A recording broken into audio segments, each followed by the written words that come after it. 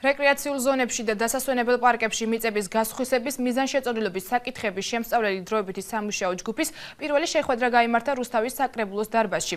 Როგორც ცნობილია, დროებითი სამუშაო კომისიას მარლენ ლაბაძე ხელმძღვანელობს. სხდომაზე კომისიის წევრებმა ფუნქცია მოვალეობები გადაინაწილეს, რის შემდეგაც მათ საკუთარ მაჟორიტარულ ოლქებში არსებულ რეკრეაციულ ზონებში გასხვისებული მიწების საკითხის შესწავლა დაევალათ. კომისია მიღებული ინფორმაციის დამუშავების შემდეგ დასკვნას დადებს, სადაც გასხვისებული ტერიტორიების შესახებ სურათი იქნება წარმოდგენილი. სამუშაო ჯგუფის პირველ სხდომას რუსთავის მერის მოადგილე ლაშა ლობჟანიძე ესწრებოდა.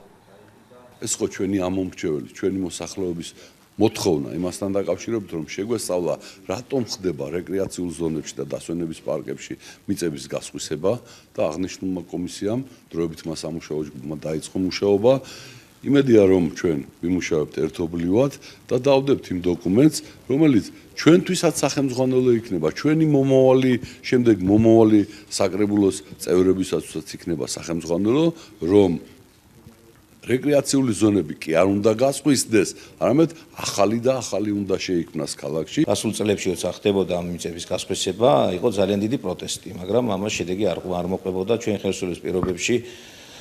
მიუხედავად იმისა, რომ ბევრი შემთხვევის გამოსწორება ალბათ ძნელი იქნება, მაგრამ ვალდებულად ჩავთვალეთ, რომ საზოგადოებისთვის გვეთქვა სიმართლე, რამდენად სამართლიანად გაიცა ეს ტერიტორიები, რა კანონი დაირღვა, რა შეიძლება გამოსწორდეს და პოლიტიკური შეფასებაც მივცეთ ამას და ამის მიზანშეწონილებაზე სრული დასკვნა გავაკეთოთ და მივაწოდოთ საზოგადოებას.